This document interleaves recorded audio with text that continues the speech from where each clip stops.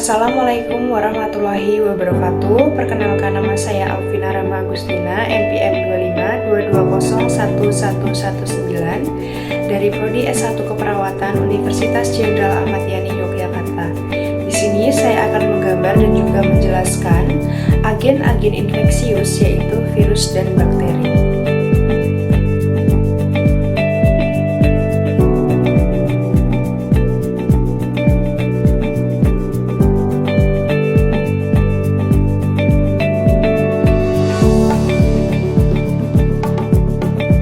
Baik, untuk selanjutnya saya akan melakukan penjelasan terkait gambar yang sudah saya buat.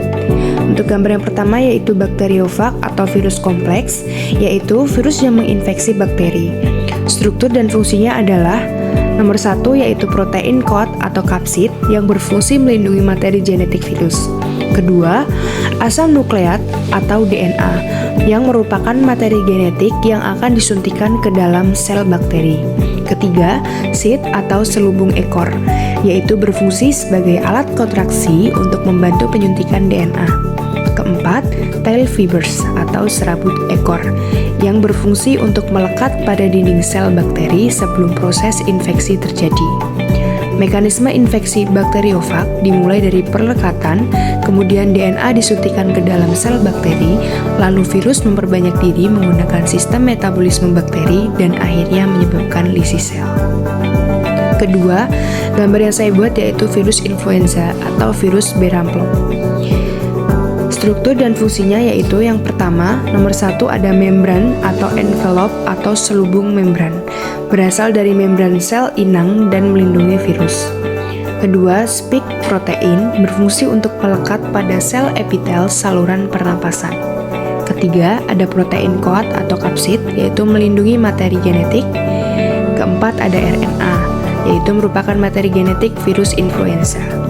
Virus influenza menyebabkan infeksi saluran pernapasan seperti demam, batuk, pilek, dan nyeri otot.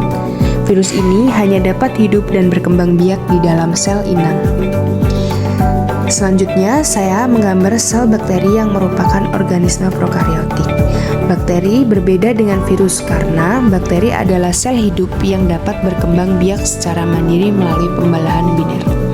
Struktur yang saya gambar yaitu 1. Kapsul yang berfungsi melindungi bakteri dari sistem imun. Kedua, dinding sel yang memberikan bentuk dan kekuatan struktural. Ketiga, membran plasma yaitu berfungsi mengatur transport zat keluar dan masuk sel. Keempat, sitoplasma yaitu berfungsi sebagai tempat berlangsungnya reaksi metabolisme. Kelima, nukleid atau DNA yaitu berfungsi sebagai tempat materi genetik utama bakteri.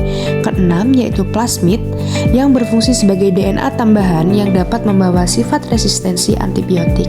Ketujuh, ribosom yang berfungsi dalam sintesis protein.